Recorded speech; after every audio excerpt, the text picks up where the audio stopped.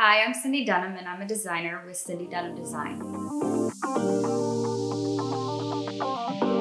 Well, we had wood doors, and of course, you didn't like the wood doors.